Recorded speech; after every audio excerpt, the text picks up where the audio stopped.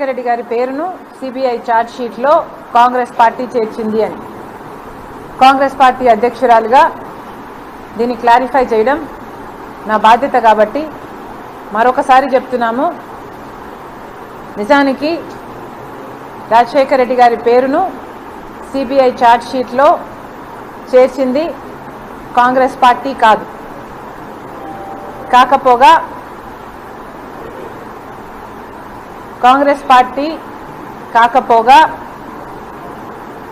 రాజశేఖర రెడ్డి గారి పేరును CBI charge షీట్లో చేర్చింది స్వయంగా జగన్మోహన్ రెడ్డి గారి మనిషి ఈ సుధాకర్ రెడ్డి గారు. నిజానికి రెండు పార్టీలు కేసులు పెట్టాయని చెప్తున్నారు జగన్మోహన్ రెడ్డి గారు. పార్టీలు కేసులు పెట్టలేదు జగన్మోహన్ రెడ్డి గారి మీద. ఇద్దరు ఇండివిజువల్స్, ఒకరు కాంగ్రెస్ పార్టీకి చెందిన వారు, ఇంకొకరు తెలుగుదేశం పార్టీకి చెందిన వారు. కాంగ్రెస్ పార్టీకి చెందిన వారు కేసు పెడితే రాజశేఖర్ రెడ్డి గారి పేరు లేకపోగా కేసు పెట్టిన కాంగ్రెస్ పార్టీ ఆయన కూడా శివశంకరమ్మ ఎవరు కేసు పెట్టింది? శంకర్రావు సారీ. సో కేసు పెట్టింది కాంగ్రెస్ పార్టీకి చెందిన శంకర్రావు అయితే కనీసం ఆయన పేరు, ఆయన సంతకం కూడా సరిగ్గా లేకపోతే, దీని పేపర్ వర్కే సరిగ్గా లేదు అని నిజానికి కోర్టు దాన్ని తృణీకరిస్తుంటే ఇంప్లీడ్ అయ్యి ఆ కేసుకు బలం చేకూర్చింది తెలుగుదేశం పార్టీకి చెందిన ఎర్రమనాయుడు. ఇది ఇలా ఉంటే కోర్టు వీళ్ళిద్దరిని బేస్ చేసుకొని సిబిఐని ఎంక్వైరీ చేయమని ఆదేశించడం జరిగింది. తర్వాత సిబిఐ ఎఫ్ఐఆర్లో రాజశేఖర రెడ్డి గారి పేరు లేదు. రాజశేఖర రెడ్డి గారు పేరు లేకపోతే ఇదే సుధాకర్ రెడ్డి గారు, రాజశేఖర రెడ్డి గారు పేరు లేకపోతే జగన్మోహన్ రెడ్డి గారు ఈ కేసులో నుంచి బయటపడడం అసాధ్యం అనుకున్నారు. కాబట్టి రాజశేఖర రెడ్డి గారి పేరు కూడా ఈ కేసులో చేర్చాలి అని ఈ పొన్నవోలు సుధాకర్ రెడ్డి గారు మొదట సిబిఐ కోర్టుకు వెళ్ళారు. అక్కడ తృణీకరిస్తే మళ్ళీ హైకోర్టుకు వెళ్ళారు. అక్కడ రిజెక్ట్ అయితే తర్వాత సుప్రీంకోర్టుకు కూడా వెళ్ళడం జరిగింది. అంటే రాజశేఖర రెడ్డి గారు పేరు పెట్టాలి అని సిబిఐ ఛార్జ్ షీట్లో 3 సార్లు ఇంప్లీడ్ అయ్యింది ఈ పొన్నవోలు సుధాకర్ గారు. దీన్ని ఇదేదో నిజం కానట్టు దీన్ని తారుమారు చేయడానికి చాలా ప్రయత్నాలు చేస్తున్నారు. నిజము ఇది కాబట్టే మేము మాట్లాడుతున్నాం. నిజము ఇది అని జగన్మోహన్ రెడ్డి గారే నిరూపించుకున్నారు. ఎందుకంటే ఇంత చేసిన 3 సార్లు 3 కోట్లు తిరిగిన ఈ సుధాకర్ రెడ్డి గారికి కేవలం 6 రోజుల్లోనే, జగన్మోహన్ రెడ్డి గారు ముఖ్యమంత్రి అయిన 6 రోజుల్లోనే ఈయనకి అడిషనల్ అడ్వకేట్ జనరల్ పదవిని కూడా ఇచ్చాడు జగన్మోహన్ రెడ్డి గారు. ఇది జగన్మోహన్ రెడ్డి గారి ఆదేశాల మేరకు జరగకపోతే ఈయనకి పదవి ఇవ్వాల్సిన అవసరం ఏముంది? ఎవరైనా సొంత తండ్రి పేరుని సిబిఐ ఛార్జ్ షీట్లో చేర్చాలి అని 3 కోట్లకు తిరిగిన వ్యక్తికి ఏఏజీ పదవిని అంటగడతారా? అప్పచెప్తారా? జగన్మోహన్ రెడ్డి గారు సమాధానం చెప్పాలి. నేనైతే నా తండ్రి పేరును 3 సార్లు ఛార్జ్ షీట్లో పెట్టాలనుకున్న వ్యక్తిని, 3 కోట్లకు తిరిగిన వ్యక్తిని నేనైతే అలాంటి పదవిని ఇయ్యను. మరి జగన్మోహన్ రెడ్డి గారు ఎందుకు ఇచ్చారు? మీరు ఇచ్చారు అంటే జగన్మోహన్ రెడ్డి గారే ప్రూవ్ చేస్తున్నట్టు కదా. జగన్మోహన్ రెడ్డి గారి ఆదేశాల మేరకే ఈయన 3 కోట్లను తిరిగారు, రాజశేఖర రెడ్డి గారి పేరును పెట్టించారు. కాబట్టి ఆ ప్రతిఫలంగా సుధాకర్ రెడ్డి గారికి ఈ పదవిని ఇచ్చారు అన్నది వాస్తవంగా ఇక్కడ కళ్ళకెదుట అందరికీ తెల్లం అయిన విషయం. ఇది కాదు అని మభ్యపెట్టే ప్రయత్నం చేస్తున్నారు. మళ్ళీ ఒకసారి క్లారిఫై చేస్తున్నాం. కాంగ్రెస్ పార్టీ అధ్యక్షురాలుగా రాజశేఖర రెడ్డి గారి పేరును సిబిఐ ఛార్జ్ షీట్లో పెట్టింది కాంగ్రెస్ పార్టీ కాదు. ఈ పొన్నవోలు సుధాకర్ రెడ్డి గారు 3 కోట్లు తిరిగి మరీ ఛార్జ్ షీట్లో పెట్టించడం జరిగింది. ఇది ఒక విషయం. అయితే పొన్నవోలు సుధాకర్ గారు చాలా కష్టపడి పాత వీడియోలన్నీ సేకరించి మేము అప్పుడు ఒకలాగా మాట్లాడామని ఇప్పుడు ఒకలాగా మాట్లాడామని చెప్పుకుంటూ వచ్చారు. నేనేదో ఊసరవల్లి అయినట్టు అప్పుడు సిబిఐ ఛార్జ్షీట్లో రాజశేఖర్ రెడ్డి గారి పేరు కాంగ్రెస్ పార్టీ చేర్చిందని నేను చెప్పినట్టు, ఇప్పుడు కాంగ్రెస్ పార్టీ కాదు పొన్నవోలు సుధాకర్ గారు చేర్చారు అని నేను మాట్లాడుతున్నట్టు ఆయన ఎక్కడెక్కడో వీడియోలు ఎతికి మరీ చూపించడం జరిగింది. అయ్యా, మేము ఆ రోజు ఒకలాగా మాట్లాడి ఈ రోజు ఒకలాగా మాట్లాడుతున్నామంటే దానికి కారణము ఆ రోజు మాకు నిజం తెలియక మాట్లాడాము, ఈ రోజు మాకు నిజం తెలిసింది కాబట్టి ఈ మాట మాట్లాడుతున్నామని మీరు గమనించాలి. ఈ రోజు మాకు నిజం ఎలా తెలిసింది అంటే మొన్న సోనియా గాంధీ గారి దగ్గరికి వెళ్తే ఆవిడ స్పష్టంగా చెప్పిన విషయము, నేను పెట్టలేదు Sharmila, I did not do it, నాకు బాధ ఏంటో తెలుసు, రాజీవ్ గాంధీ గారి పేరు కూడా ఆయన చనిపోయిన తర్వాత సిబిఐలో పెట్టడం జరిగింది. ఆ విషయం నాకే చాలా బాధ కలిగించింది. అలాంటిది నేను రాజశేఖర్ రెడ్డి గారి పేరును ఎలా పెడతాను, నేను పెట్టలేదు అని నాకు పదే పదే చెప్పి ఆకాశానికి ఎత్తేశారు రాజశేఖర్ రెడ్డి గారిని. అంతవరకు నాకు తెలియలేదు కాంగ్రెస్ పార్టీ చెయ్యలేదు అని. మళ్ళీ అదే విషయాన్ని మన ఉండవల్లి గారిని కలిస్తే ఆయన కూడా స్పష్టం చేయడం జరిగింది. ఇదే పొన్నవోలు సుధాకర్ స్టోరీ చెప్పింది కూడా ఉండవల్లి అరుణ్ కుమార్ గారే. ఆయన ఎంత మేధావో, సమాజంలో ఎంత పేరుందో అందరికీ తెలిసిన విషయమే. ఆయన స్వయంగా నాకు చెప్పేంత వరకు నాకే ఈ విషయం తెలియదు. ఏమని, సుధాకర్ గారు 3 కోట్లు తిరిగి రాజశేఖర్ రెడ్డి గారి పేరును ఛార్జ్షీట్లో చేర్చడం జరిగింది అని. కాబట్టి మేము అప్పుడొక మాట ఇప్పుడొక మాట మాట్లాడుతున్నాము అంటే దానికి కారణము అప్పుడు కొన్ని నిజాలు తెలియలేదు, ఇప్పుడు నిజాలు తెలిసాయి కాబట్టే మేము ఈ మాట మాట్లాడుతున్నామని అందరూ గమనించాలి. ముఖ్యంగా పొన్నవోలు సుధాకర్ రెడ్డి గారు ఇంకొక విషయం కూడా గమనించాలి. జగన్మోహన్ రెడ్డి గారు రాజశేఖర్ రెడ్డి గారు చనిపోయినప్పుడు రిలయన్స్ వాళ్ళ హస్తం ఉంది అని జగన్మోహన్ రెడ్డి గారు చెప్తే అది నిజం అనుకొని రిలయన్స్ సంస్థల మీద ఎంతో మంది రాజశేఖర్ రెడ్డి గారి అభిమానులు దాడులు చేస్తే ఈ రోజు వరకు కూడా వాళ్ళు కేసులలో ఇరుక్కొని ఉన్నారు. జగన్మోహన్ రెడ్డి గారు ఆ మాట చెప్తే అందరూ నమ్మారు. రిలయన్స్ వాళ్ళ హస్తము రాజశేఖర్ రెడ్డి గారి చాపర్ క్రాష్లో ఉంది అని జగన్మోహన్ రెడ్డి గారు చెప్తే ఎంతో మంది నమ్మారు. నమ్మి కేసులలో కూడా ఇరుక్కున్నారు. తర్వాత జగన్మోహన్ రెడ్డి గారు ముఖ్యమంత్రి అయిన తర్వాత అదే రిలయన్స్ సంస్థ వాళ్ళకి రాజ్యసభ మెంబర్ కూడా ఇచ్చారు. అంటే జగన్మోహన్ రెడ్డి గారు అప్పుడు చెప్పింది అబద్ధము అని జగన్మోహన్ రెడ్డి గారు స్వయంగా తానంతకు తానే రుజువు చేసుకున్నారు. అంతేకాదు ఇదే జగన్మోహన్ రెడ్డి గారు వివేకానంద రెడ్డి గారు చనిపోతే వివేకానంద రెడ్డి గారి చావు వెనకాల చంద్రబాబు గారి హస్తం ఉంది అని ఆ రోజు మాట్లాడిన మాట, ఆ రోజు సిబిఐ అడిగిన మాట, సిబిఐ ఎంక్వైరీ చేయాలి అని జగన్మోహన్ రెడ్డి గారు అడిగిన మాట కూడా వాస్తవం.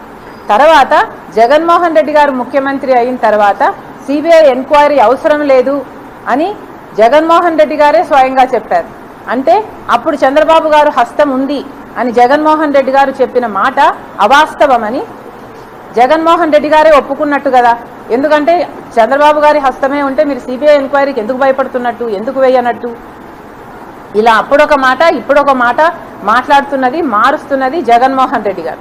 ఇదే విధంగా రాజశేఖర్ రెడ్డి గారి పేరును కూడా ఛార్జ్షీట్లో చేర్చింది అని కాంగ్రెస్ పార్టీ అని ఆ రోజు చెప్పిన మాట జగన్మోహన్ రెడ్డి గారు. కానీ ఈ రోజు వాస్తవం కాదు అని ఈ రోజు మాకు అర్థమవుతుంది. జగన్మోహన్ రెడ్డి గారు 6 రోజుల్లోనే సుధాకర్ రెడ్డికి పదవి ఇచ్చాడు కాబట్టి. రాజశేఖర్ రెడ్డి గారి విషయంలోనే మీరు ఇంత దారుణంగా ప్రవర్తించారంటే ఇక మీరు ఏ స్థాయికన్నా ఏ దారుణానికైనా ఒడగొట్టరు అని ఏమి గ్యారంటీ ఉంది? ఒకసారి ఆలోచన చేసుకోవాలి. సొంత తండ్రి పేరునే ఎఫ్ఐఆర్లో చేర్పించిన వ్యక్తికి 6 రోజుల్లోనే మీరు ఏఏజీ పదవిని ఇచ్చారు అంటే మీరు ఏ స్థాయిలో రాజకీయాలు చేస్తున్నారు, ఎంత దిగజారుడు రాజకీయాలు చేస్తున్నారో ఒకసారి మీకంతకు మీరే ఆలోచించుకోవాల్సిన అవసరం కూడా ఉంది. ఇంకో విషయము, జగన్మోహన్ రెడ్డి గారు టీవీ ఛానల్స్తో మాట్లాడుతూ నా గురించి చేసిన స్టేట్మెంట్లు కొన్ని చదువుతున్నాను. షర్మిల చంద్రబాబు నాయుడు మాట వింటుంది, షర్మిల చంద్రబాబు నాయుడుతో చేతులు కలిపింది, చంద్రబాబు నాయుడు షర్మిలను కంట్రోల్ చేస్తున్నాడు. ఈ మాటలు మాట్లాడారు, ఈ అర్థాలు వచ్చేటట్టే మాట్లాడారు.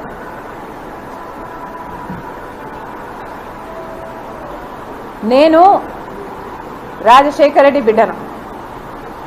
జగన్మోహన్ రెడ్డి గారికి తెలుసు నేను ఎంత మొండిదాన్నో.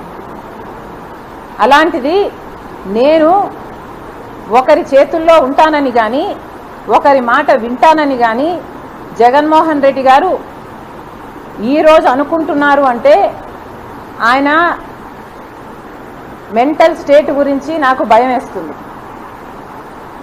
నేను చంద్రబాబు గారితో చేతులు కలిపాను అని కానీ చంద్రబాబు గారు నన్ను కంట్రోల్ చేస్తున్నారు అని కానీ మీ దగ్గర ఏదైనా సాక్ష్యాలు ఆధారాలు ఉన్నాయా? నిన్న జగన్మోహన్ రెడ్డి గారు చెప్తూ నాకు తెలుసు నాకు తెలుసు నాకు తెలుసు అని ఒక్కాడించి చెప్పారు.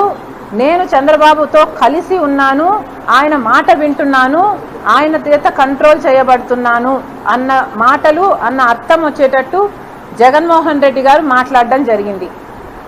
ఒక్క సాక్ష్యమైనా ఒక్క ఆధారమైనా మీరు చూపించగలరా? జగన్మోహన్ రెడ్డి గారు ఒక భ్రమలో ఉన్నారేమో అనిపిస్తుంది నాకు. జగన్మోహన్ రెడ్డి గారు హెలూసినేషన్ చేసుకుంటున్నట్టుగా నాకు అనిపిస్తుంది. ఇదేదో ఇమాజినేషన్కి తన ఇమాజినేషన్లో నుంచి పుడుతున్న ఈ మాటలకి అసలు అర్థమే లేదు. ఒక సాక్ష్యం కూడా మీరు చూపించలేరు. ఏ బేసిస్ మీద రాజశేఖర్ రెడ్డి బిడ్డ చంద్రబాబు మాట వింటుంది అని మీరు అంటున్నారో ఒక జగన్మోహన్ రెడ్డి గారిని కాదు, ఆయన పార్టీని సజ్జల రామకృష్ణారెడ్డి గారు కూడా చాలాసార్లు ఈ మాట మాట్లాడారు. ఒకసారి ఏ ఆధారాలు ఉన్నాయో మీ దగ్గర బయట పెట్టండి. ఒకసారి మీరు ప్రూవ్ చేయండి. రాజశేఖర్ రెడ్డి బిడ్డ చంద్రబాబుకు అమ్ముడు పోయిందా? రాజశేఖర్ రెడ్డి బిడ్డ చంద్రబాబు గారి మాట వింటుందా? రాజశేఖర్ రెడ్డి బిడ్డ చంద్రబాబుతో చేతులు కలిపిందా?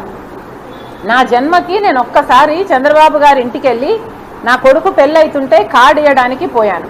అది కూడా ఏ స్పిరిట్తో పోయాను? రాజశేఖర్ రెడ్డి గారు కూడా తన బిడ్డ పెళ్ళవుతుంటే ఆ పెద్ద మనిషిని పిలవడానికి వాళ్ళ ఇంటికి వెళ్ళాడు. ఆ పెద్ద మనిషి కూడా రావడం జరిగింది. అదే in the same spirit Rajasekhar Reddy గారి ఫుట్ స్టెప్స్లోనే నేను వెళ్ళి కార్డు ఇవ్వడం జరిగింది. అది తప్పితే నా జన్మకు నేను ఎప్పుడు చంద్రబాబుతో గారితో కూర్చొని ఇంకొక 5 నిమిషాలు మాట్లాడిన సందర్భమే లేదు.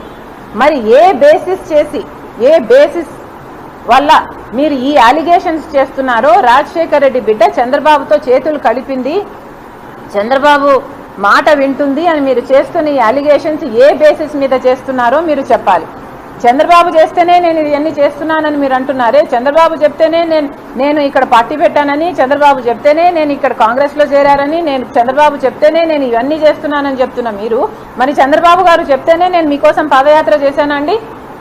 3200 కిలోమీటర్లు పాదయాత్ర చేశాను. చంద్రబాబు గారు చెప్తే చేశానా నేను?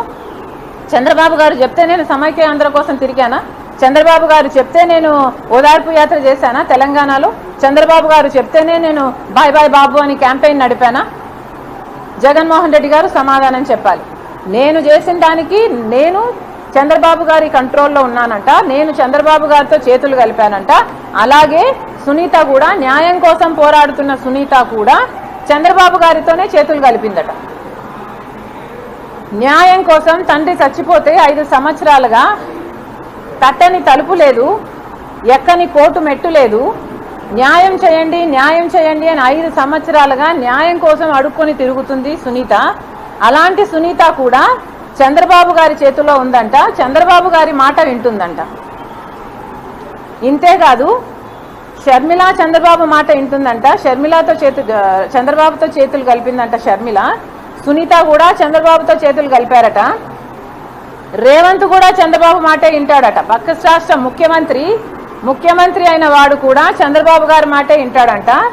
బీజేపీ పొత్తు పెట్టుకోవడం కూడా, మోడీ పొత్తు పెట్టుకోవడం కూడా చంద్రబాబు గారే మేనేజ్ చేశాడట. అంటే చంద్రబాబు గారు ఎంత పవర్ఫుల్ అయ్యారో, ఎంత పవర్ఫుల్గా జగన్మోహన్ రెడ్డి గారు ఊహించుకుంటున్నారో, ఎంత పవర్ఫుల్గా ఆయనను పెద్ద చేసి చూపిస్తున్నారో ఒకసారి అందరూ గమనించాల్సిన విషయం. నాకు భయం వేస్తుంది జగన్మోహన్ రెడ్డి గారి మెంటల్ స్టేట్ గురించి. ఇది ఒక ఒబ్సెషన్ లాగా తయారవుతుంది జగన్మోహన్ రెడ్డి గారికి. ఏదైనా చంద్రబాబే కారణం, ఏదైనా కూడా anything negative happens to him, చంద్రబాబే కారణం. షర్మిల చంద్రబాబుతో చేతులు కలిపింది, సునీత చంద్రబాబుతో చేతులు కలిపింది, రేవంత్ అయినా మోడీ అయినా ఇంకొకరైనా ఎనీబడి చంద్రబాబే కారణం. జగన్మోహన్ రెడ్డి గారు నాకు భయమేస్తుంది. మీరు అద్దంలో ముఖం చూసుకుంటే మీ ముఖం కనిపిస్తుందా, మీకు చంద్రబాబు గారి ముఖం కనిపిస్తుందా? ఒకసారి పరిశీలన చేసుకోండి. మీకు ఎందుకు ఇంత చంద్రబాబు గారి పిచ్చి పట్టిందో జనాలకు సమాధానం అవసరం. ఎందుకంటే అర్థం కావటం లేదు. సునీత ఇంత గట్టిగా ఈరోజు న్యాయం కోసం కొట్లాడుతుంటే మీరు చెప్పాల్సిన సమాధానాలు ఈ రోజు వరకు చెప్పటం లేదు. చెప్పకపోగా చంద్రబాబుతో మేము చేతులు కలిపామని చెప్తున్నారే, మీరెందుకు మీ గురించి సమాధానం చెప్పటం లేదు? సాక్షి టీవీలో, సాక్షి ఛానల్లో హార్ట్ అటాక్ అని ఎందుకు రాశారు?